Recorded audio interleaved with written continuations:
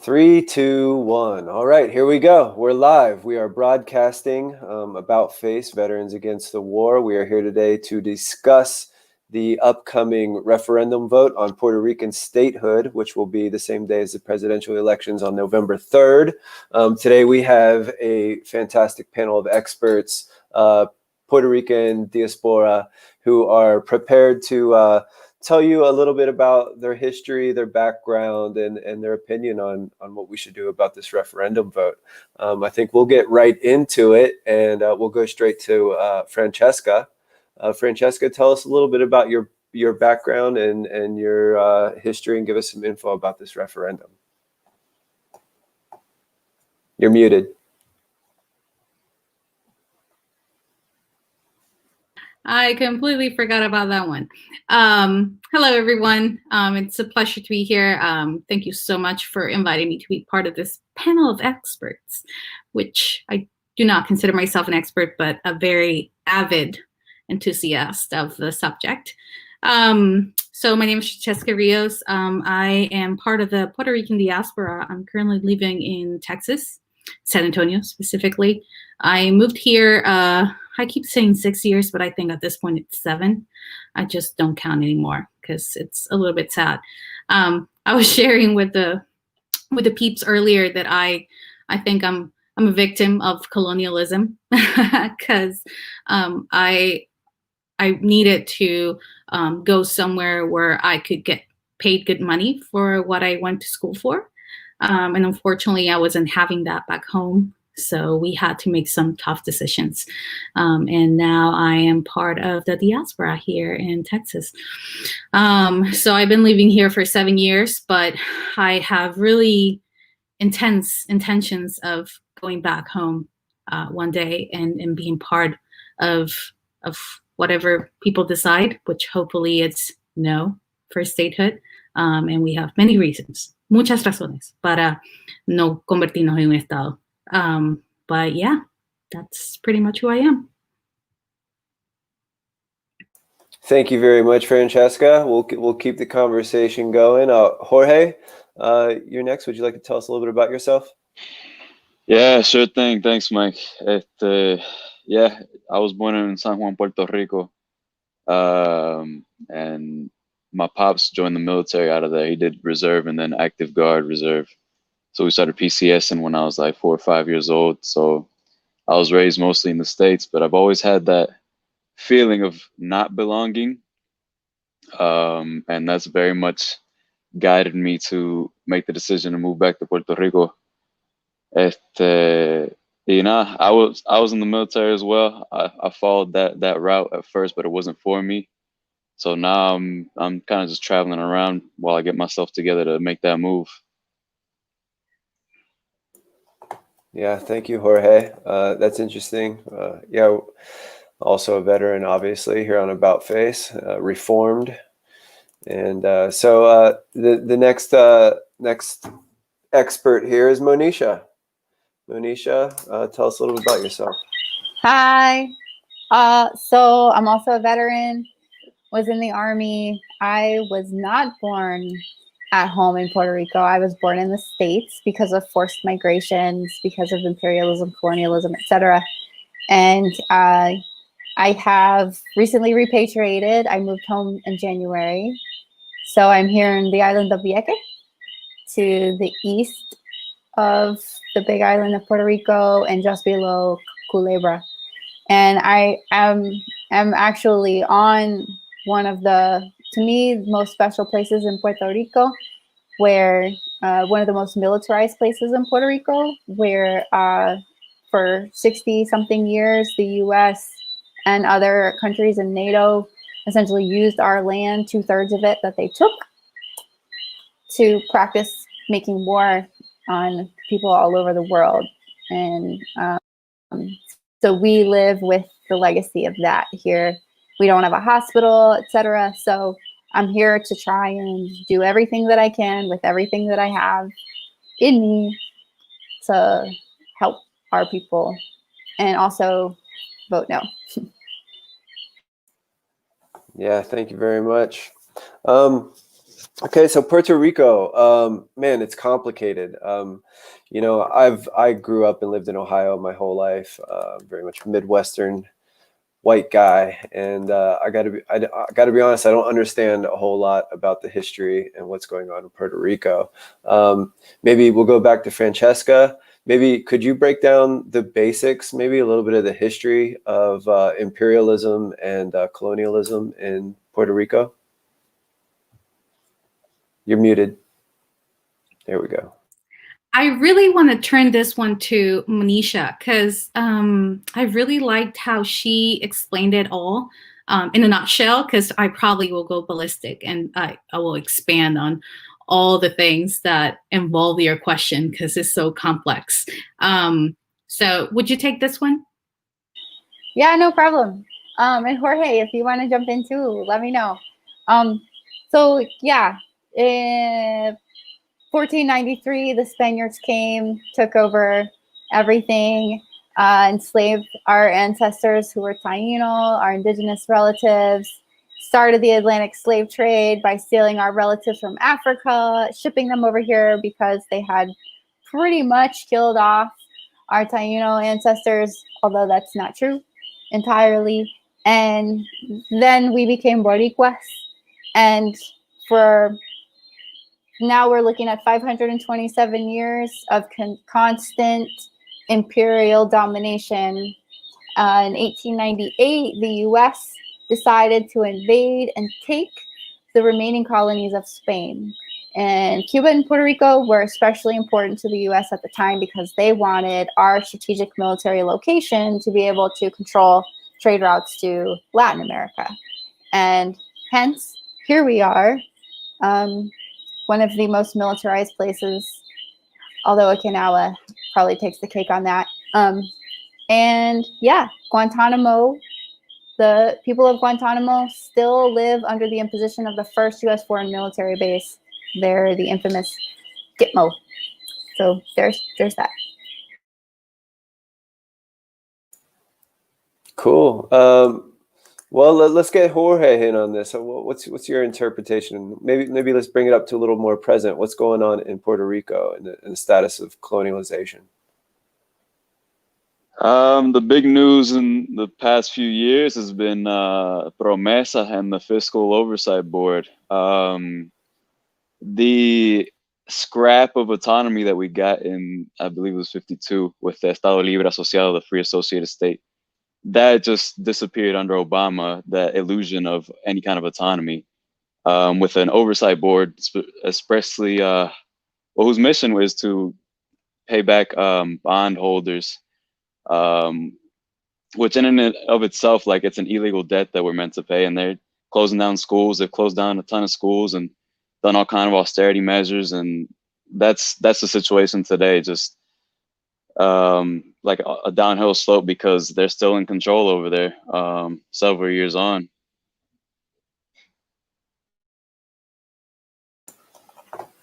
I wanted to add to what Jorge said. The 1952, the institution of ELA, Estado Libre Asociado, was a move made by our first governor, Luis Muñoz Marin, to actually move towards descolonization, and something that really never happened. So that's where we are right now. All right. So November 3rd, people are going to go out and they have to cast a ballot. They have to choose, I guess, if they choose to vote. What's the case? What should you tell people? What should they do when they go down there to vote, and why specifically?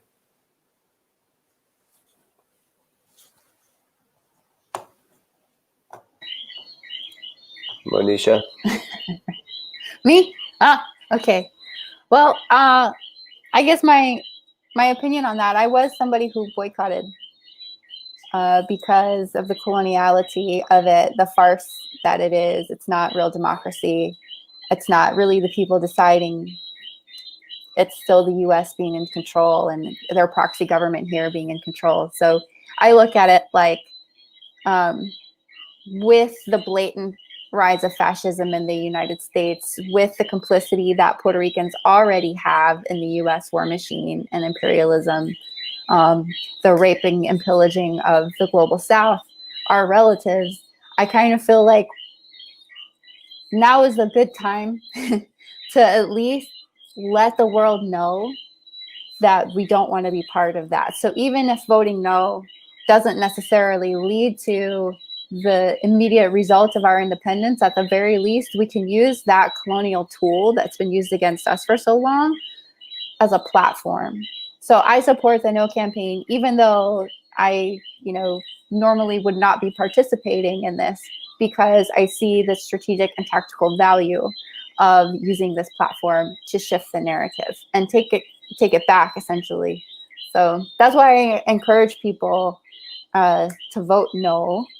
Also because when you look at the ruling party that's in power now, and really the right-wing Christian fascist nature of it, and what that means for people's daily lives here in Puerto Rico, even if you take away the lunacy of the status question, you still have the political party that's in power here that is dangerous and harmful, and destabilizing them in any way, shape, and form possible that is within our reach is also a tactical and strategic decision with this vote for me.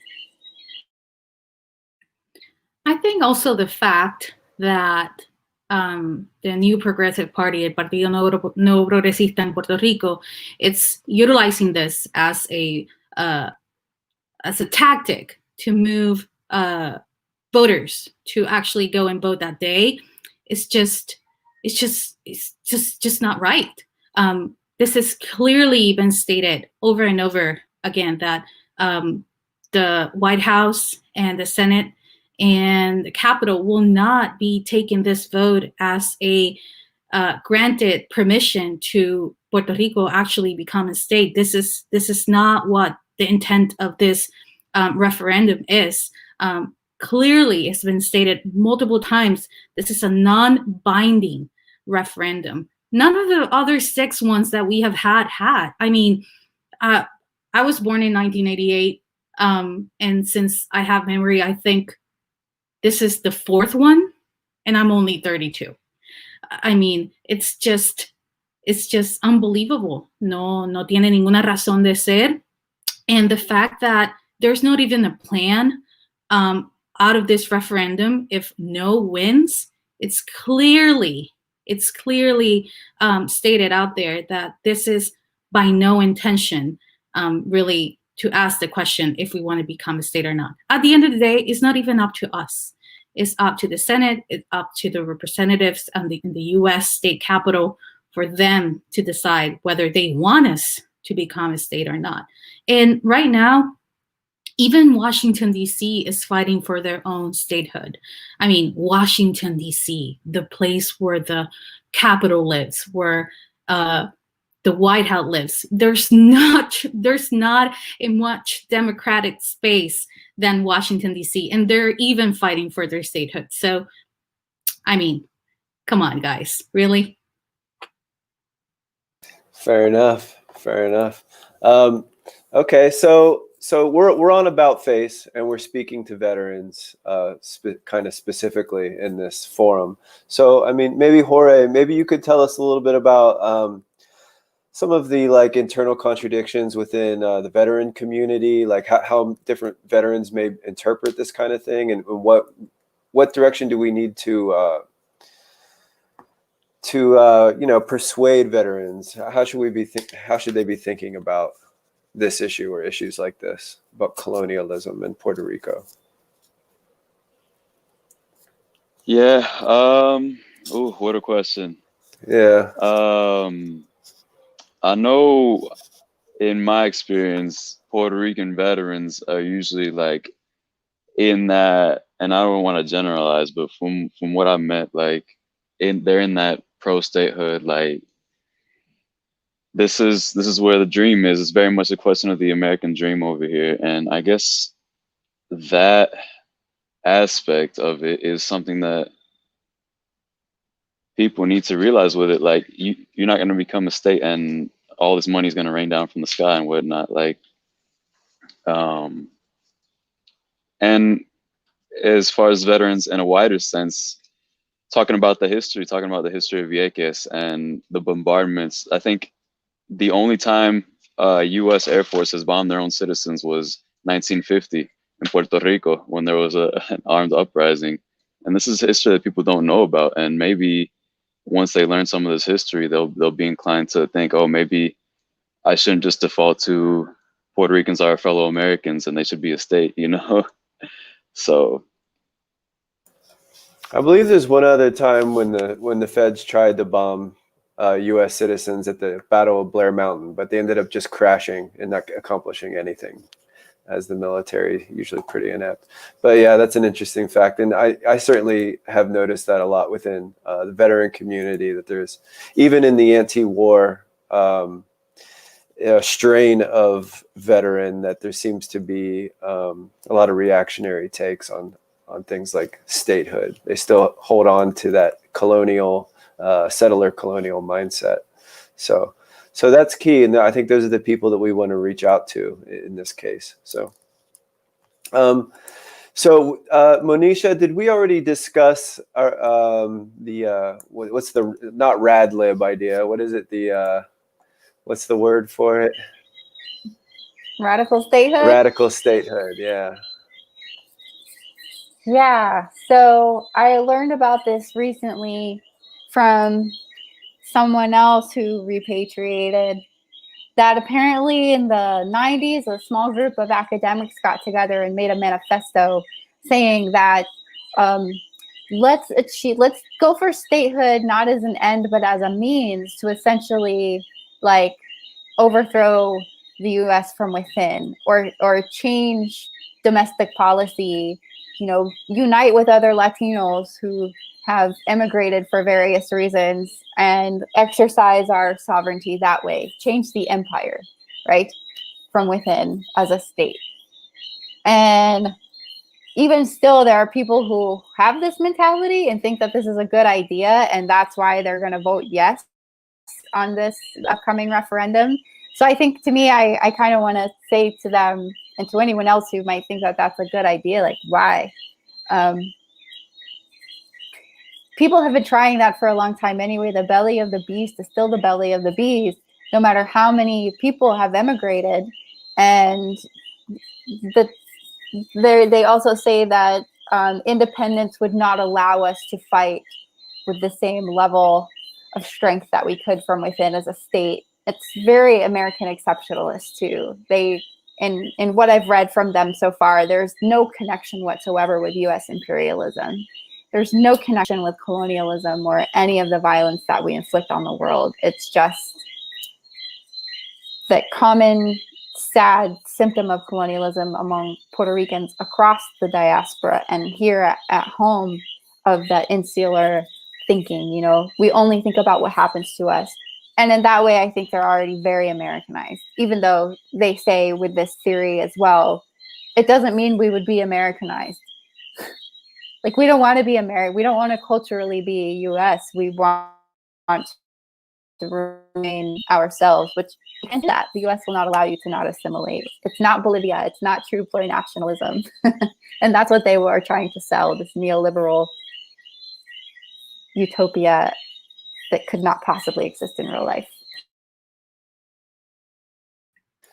So from what I understand is that when it comes to the vote, that it'll actually come down pretty close, like 50-50. Is that true? Is that the general attitudes of how it may turn out when they actually come down to vote for statehood or not? In all honesty, this is a very unique referendum because for the first time, we're being asked a simple question, yes or no.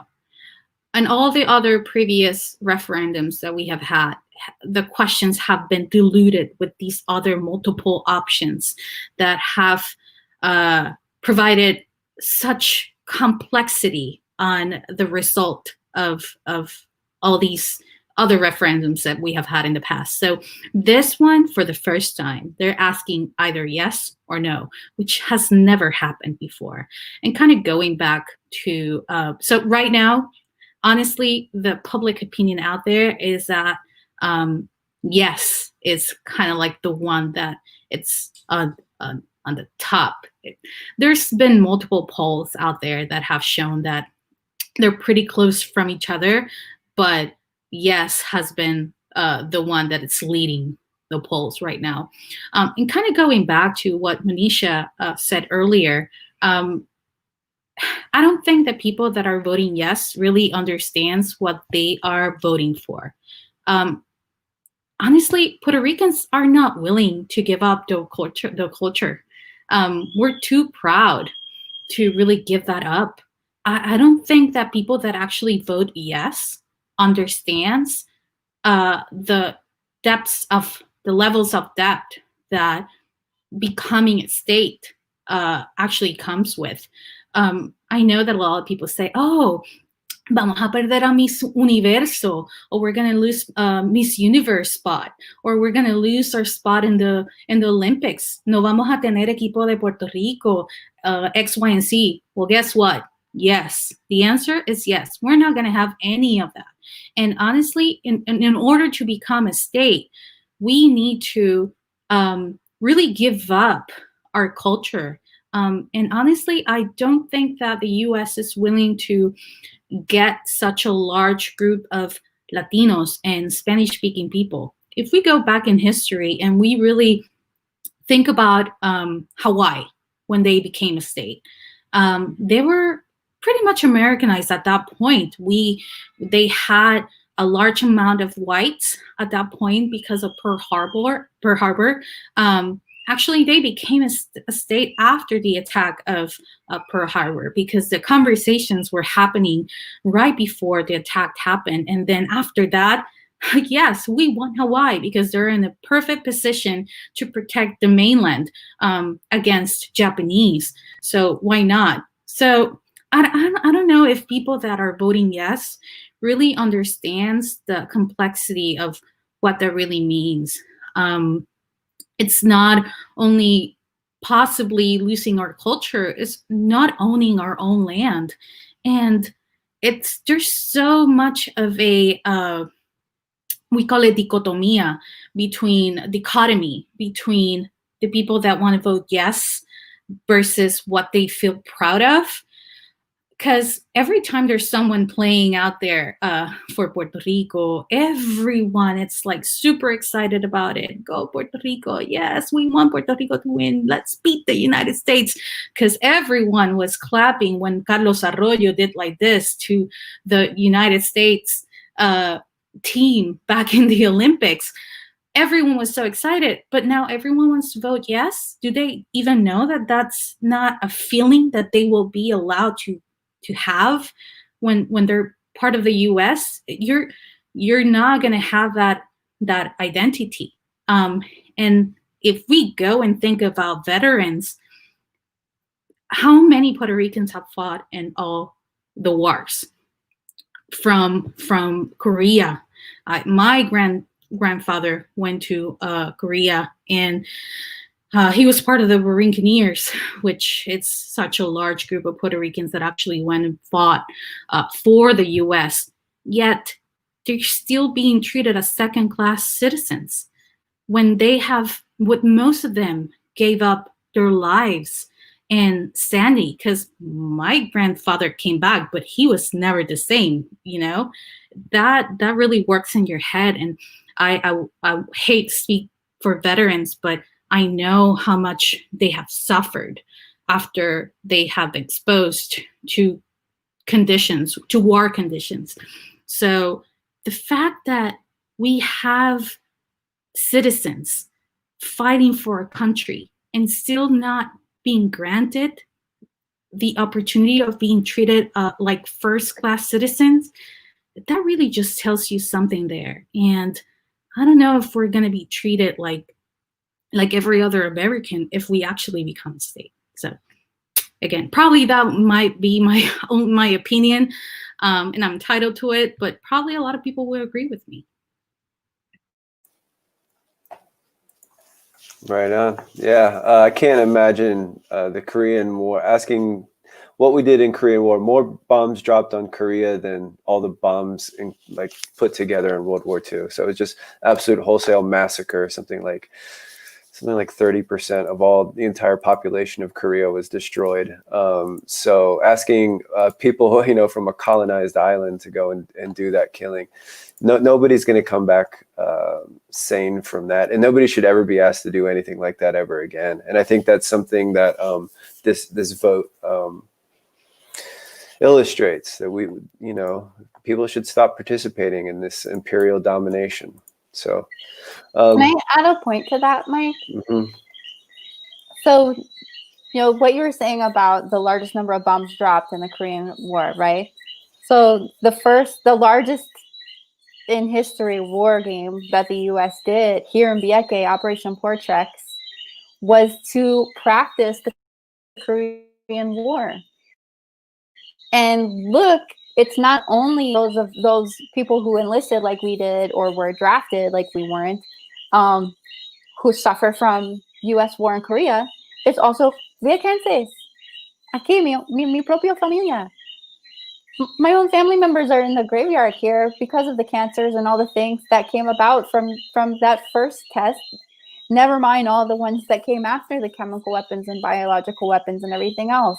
So it isn't only a question that Francheska asked, do you really think a yes is going to make Puerto Ricans equal citizens in the eyes of the United States, regardless of what their garbage laws say? And even the innocent people who didn't choose to go to war, who were still made war upon, get treated like worse. No different than how the victims we made in Korea and the victims we have continually made everywhere else in the world, get treated by the US as well. So I want to tell people, like, if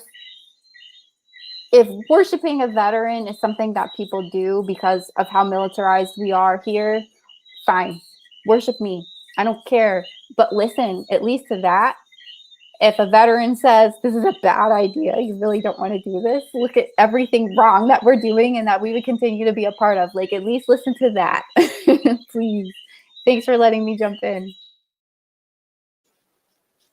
One other thing that just came to mind is the U.S.'s handling of COVID in Puerto Rico. The federal government has left the vast majority of Americans out to dry. Most of us don't have access to healthcare, and at the same time, most of us lost jobs to healthcare, or lost our jobs, which decreased our capacity to get healthcare. So, what's the conditions on the ground in Puerto Rico? How have they managed that or mismanaged it? Maybe Francheska, maybe Monisha could answer that. Well, I want to check in with Jorge too, because I don't know how, since you're going to repatriate soon, how in touch you've been with it. I mean, I got mis abuelas están por allá, my grandmother's over there still, and then obviously I've been calling them often to see how they're doing, but they're being safe with it, and it's a question of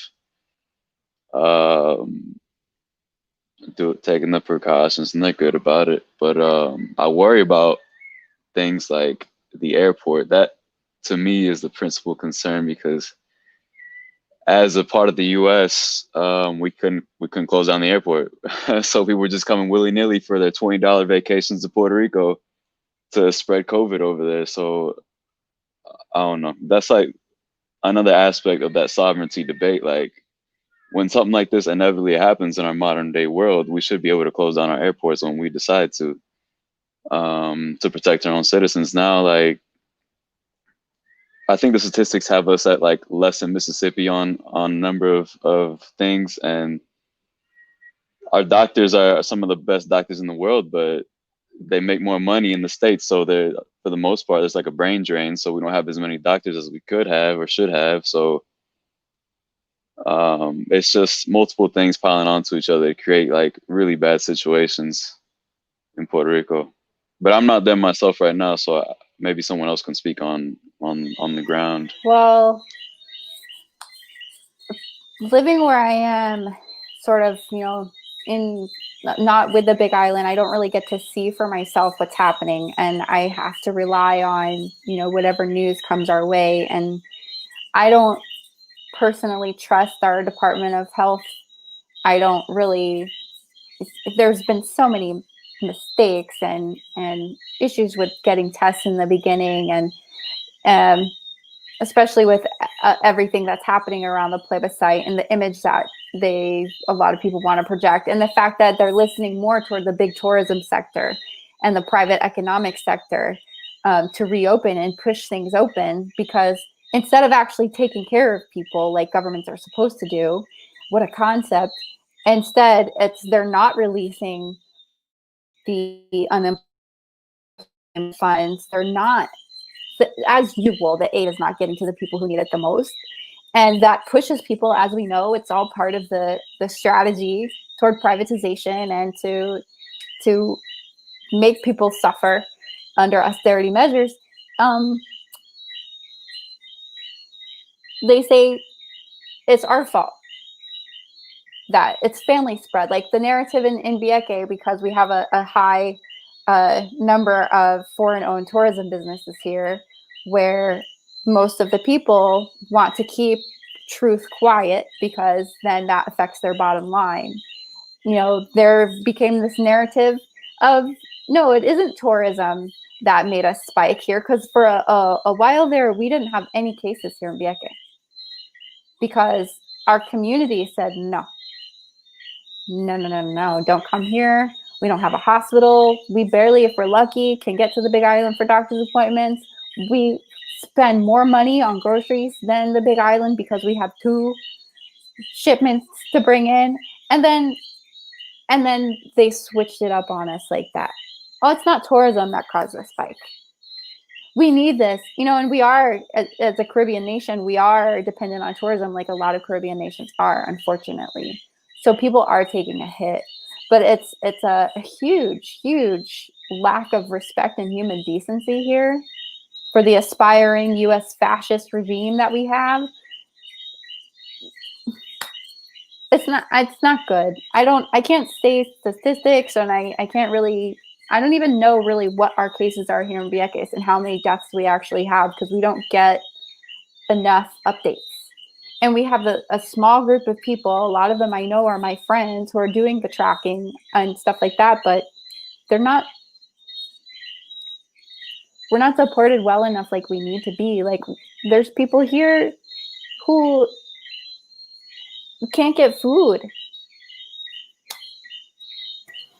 Right. So part of like the deal of Puerto Rico being a commonwealth is that they would get access to FEMA funds. Like that's part of the blood pact, I guess, that happened. But it turned out that when the shit hit the fan, when Hurricane Maria came and hit, that they ended up not really getting access to FEMA funds. It never really came through. So I mean, that kind of speaks to the idea that it's just a pipe dream. I mean, people in New Orleans and Texas and Florida, they're not even getting access to FEMA. So it kind of seals the deal. Like, what is your real interest in becoming a state anyway? It doesn't really behoove you in a lot of ways. It just becomes like it's essentially a big tax shelter, right? I mean, isn't that that's the whole strategy to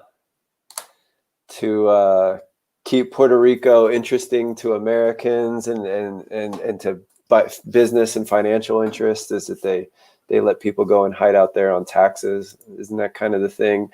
And how is that going to work out with the vote if it comes out no? Like, what do you think are the conclusions to this?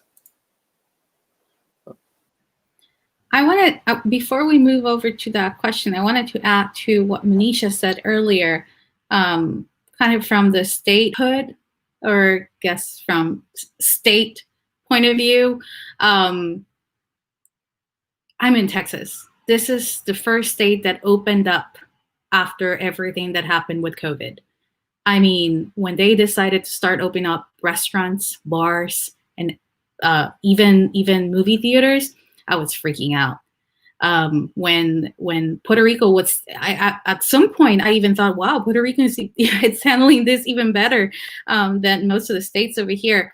So if people are concerned with how COVID was managed or is being managed, imagine being a state like Florida or Texas, which were the hotspots of the whole nation. Rather, their governors decided that it was a great idea to open up because the economical progress and businesses running and making money was more important than the health of their people. So that's what you probably get as a state, Puerto Rico. So just letting you know. So now going back to your question, Mike, actually, kind of rephrase what was the final question that you had, because it was really kind of multi-layered. Yeah. Well, I guess with FEMA funds, like it turns out that, you know, nobody's really getting appropriate FEMA funds. So, I mean, what do people actually expect if they vote yes? I mean, what do you think is going to happen? So I wanted to give you the point of view of my experience with Hurricane Maria. One of how I really get to Monisha and really get to know this group is because back when Hurricane Maria happened, a huge group of Puerto Ricans here in Texas, especially in San Antonio, joined efforts to send help and supplies to Puerto Rico. And because we were in Texas, which is pretty much 2,000 miles away from Puerto Rico, it was kind of hard sending supplies over there. We're an island surrounded by water, just like our amazing president said once. So everything needs to get there either by air or water. There's not really other way for us to be in order to send those supplies. You needed to go through one of those two methods.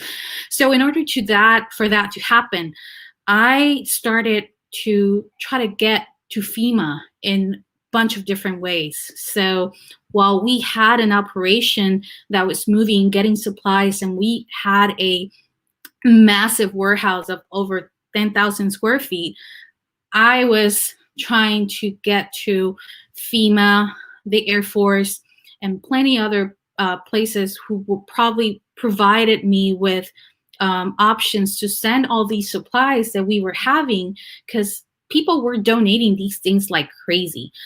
We had over 250 pallets of water, diapers, food, all the things that were so needed in the island. But there was so much red tape, Mike. There was so much red tape. We couldn't get anything done. Everyone was asking, who's your point of contact? No one wanted us to do what we were doing. They were not supporting Puerto Ricans in the diaspora to actually send help to people in the island. That was inconceivable for me. We ended up sending stuff over there thanks to the Houston Astros and their private plane, and a lot of private people who donated their money, but the government never helped us in any way. There were some connections with the Air Force that we could get, and we actually made some things happen. But with FEMA, nothing. And that was us, Puerto Ricans, as U.S. citizens living in the mainland, asking for FEMA's help. I can't even imagine how Puerto Ricans living in Puerto Rico trying to get FEMA's help were actually trying to get something that was. If it's impossible for us, Americans living in the mainland, I cannot even think how hard it was, or still is, for Puerto Ricans down there. One of the main things that I got as feedback during that time was that FEMA didn't really want it to help because they were watching the Puerto Rican government and their corruption, which I totally get, because when they sent out money for Puerto Rico to be rebuilt, I mean, let's think about the money that supposedly we have gotten to rebuild. What has been done with it? Nothing. We're 3 years after Maria, and our power system still crap.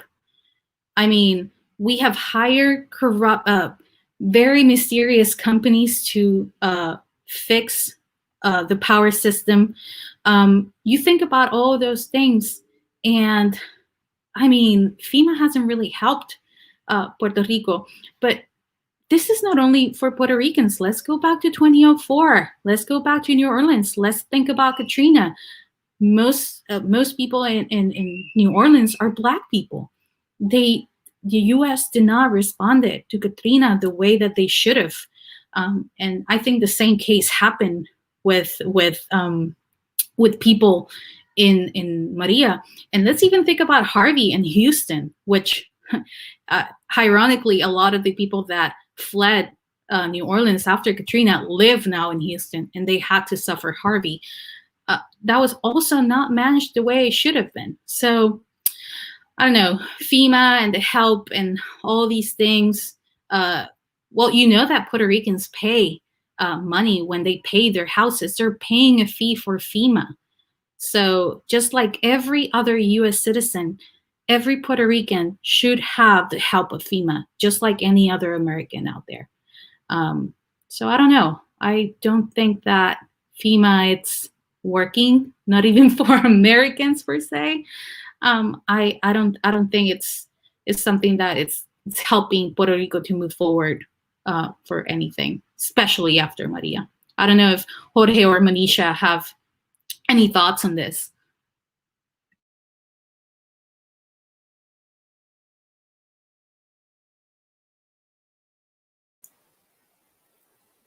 No? Okay. Well, all right. All right. So, all right. Well, we've been on air for about 42 minutes now. We've covered a lot of ground.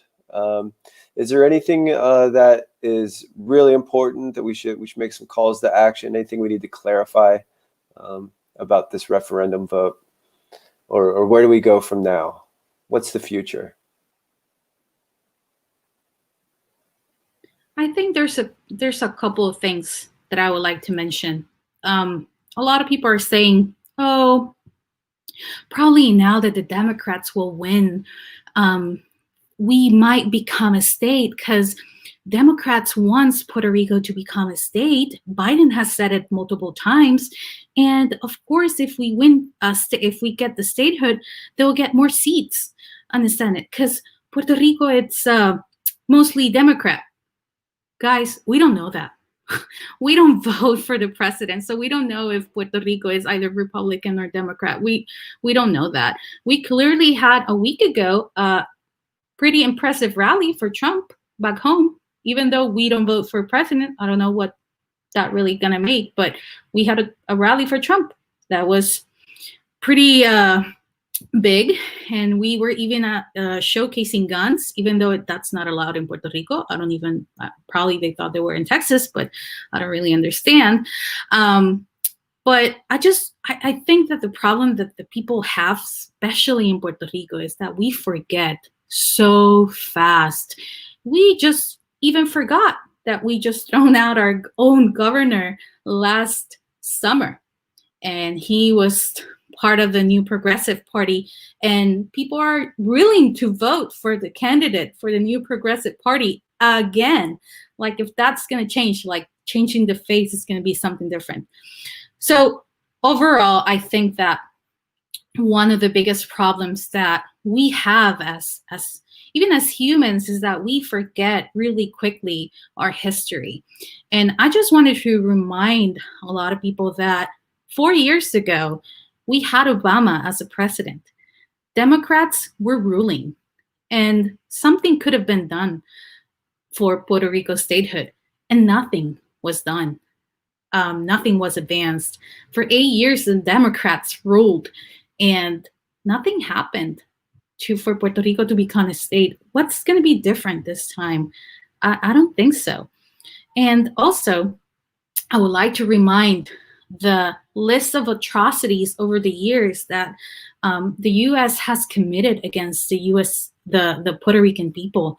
Let's think about The most recent one, Hurricane Maria, of course. But let's go back to the 1930s, all the way 1930s to 1970s, where women were sterilized against their will just to lower unemployment rates in the US, because they wanted to control the Puerto Rican population because they were too crazy and we needed to control those crazy people. So that happened. Also, we need to think about going back to the 50s, where birth control trials were being done against women's will back in Puerto Rico. And I don't want to get conspiracy here, but even cancer has been a topic for years. And this is coming from the US. No one else using the people of Puerto Rico to try all these things. And even though we were granted citizenship back in 1918, think about how we still pay for Medicaid, we still pay for Social Security, but we are not even having the essential right to vote for the president.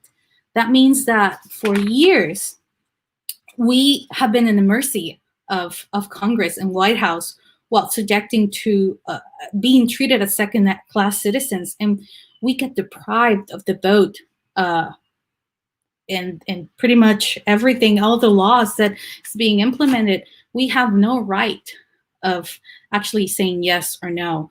So all these years, 122 years of this colonization, which, by the way, for 14 years, we have been living the worst economical recession.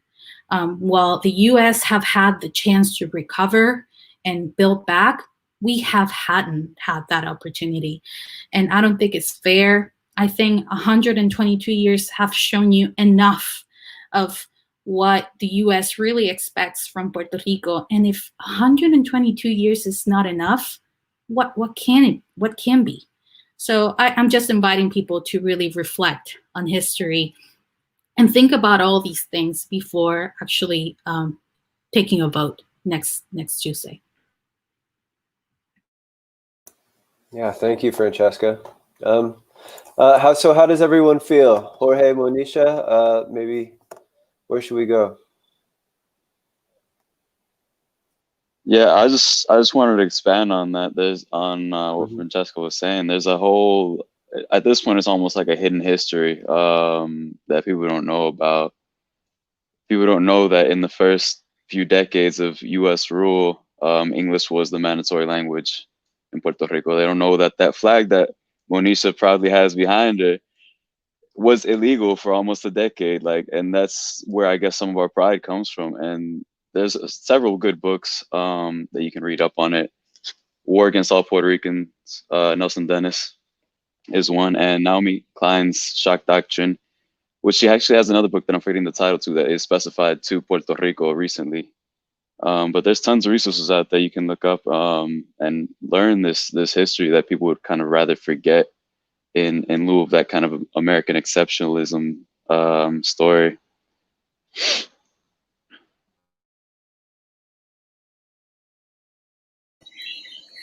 I think in our last 12 minutes, I'd like to ask you both, what are your thoughts on boycotting? Because I know that, some of our candidates for governor, I mean, we have all the different ways of thinking about it from, our independentistas anyway, right? And technically boycotting is a vote. It's a vote of no confidence, of non-participation. It's still an action. It's still a decision. It still communicates. But why is it important in this particular plebiscite? What would you say to someone who is contemplating boycotting? So Jorge, can I start with you? Yes, sure thing. It's something I've been thinking about too, because I'm not one for like electoralism. I like the idea of building up institutions, cooperation in the community, things like that, dual power kinds of things.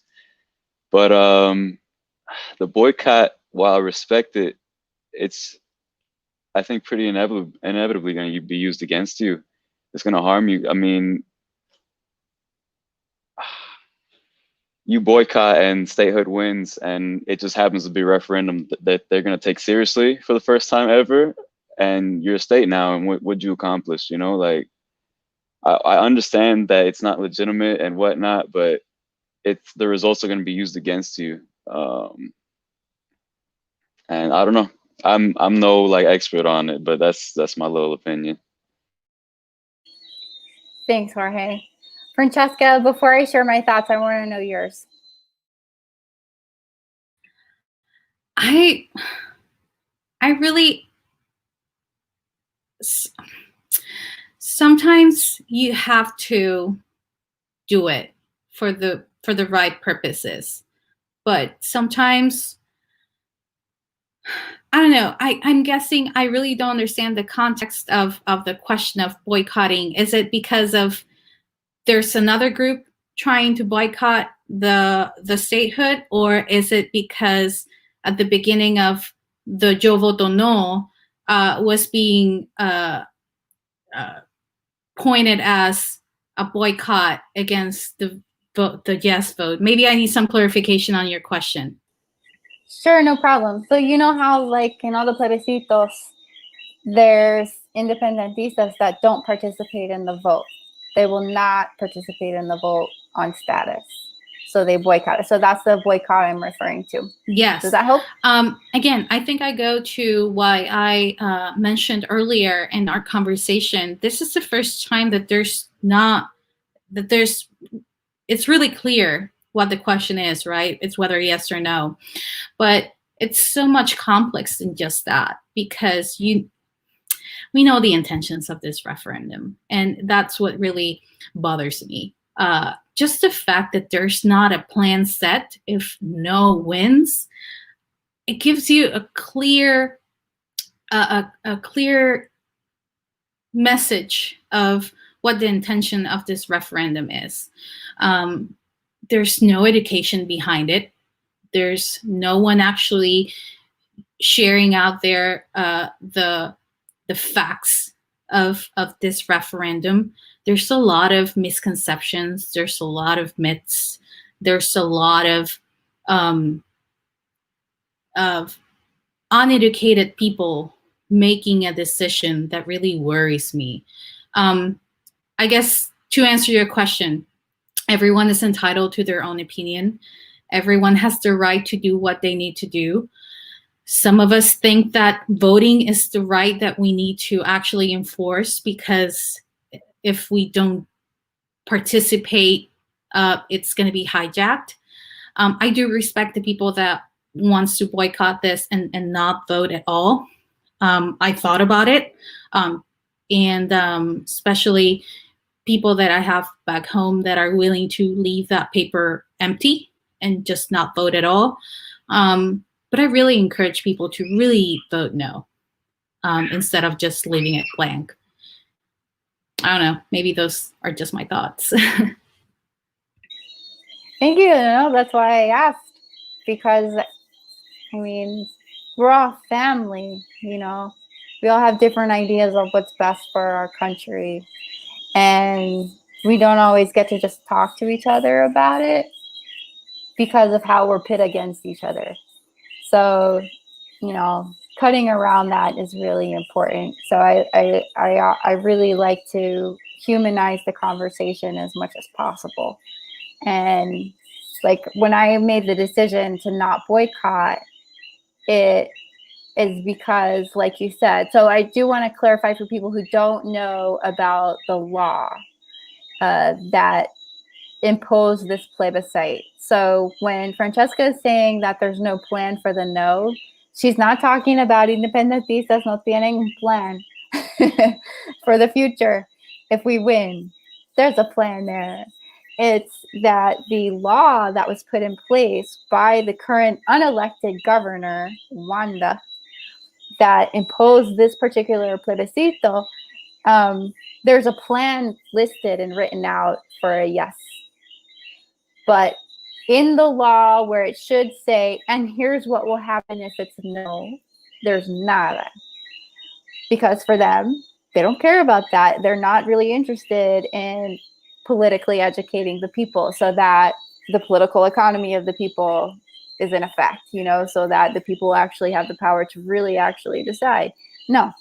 And so, that is another reason why for me, and I know we have 5 minutes left, it was important to seize the moment, like I know, and I've had the conversation with elders in the movement at the beginning of this campaign that, we can't have emotional reasoning right now, and we can't just vote because we have an attachment to Albizu Campos said, we're not going to do it.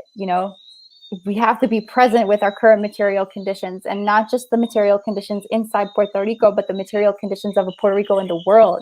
What we're a part of the world. We have impact on the world as a colony, and we need to be present with that reality too. And so for me, it's a matter of not just exercising what ideally should be a right in a functional democracy. With real democracy, it's participatory. It's that I also want to use this opportunity to say to the world, at least I don't want to be part of what the United States is doing to you. I don't. So that's why I encourage people who normally boycott, don't make this about status. Make this about communicating your will to the world. Leave the U.S. out of it. This is about our relationship with the world as a free and independent people, which if you see yourself as sovereign and that's how you want to live your life and live in your sovereignty, act on your sovereignty right now. All right. Thanks, Mike. I'm done.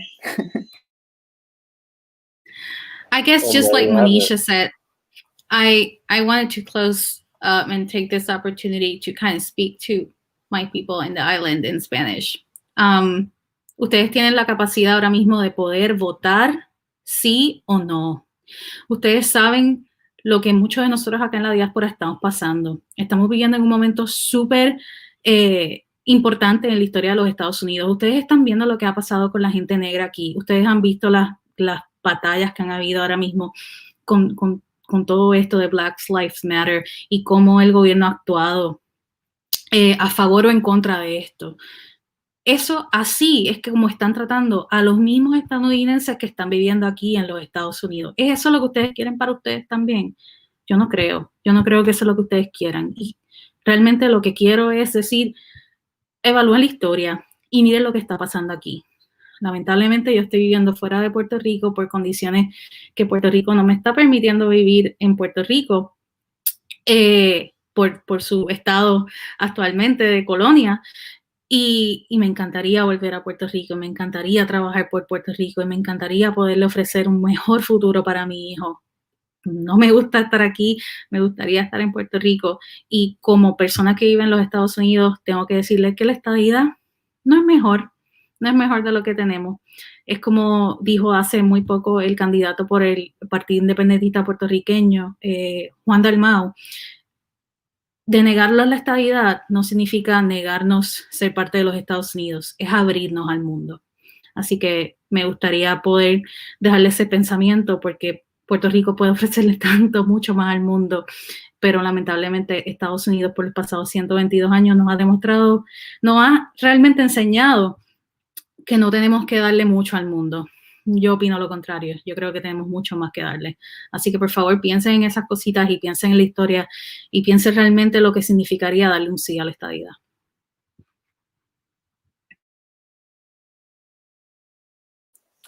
Thank you, Francheska. Thank you, Jorge. Thank you, Monisha. Another great episode in the can.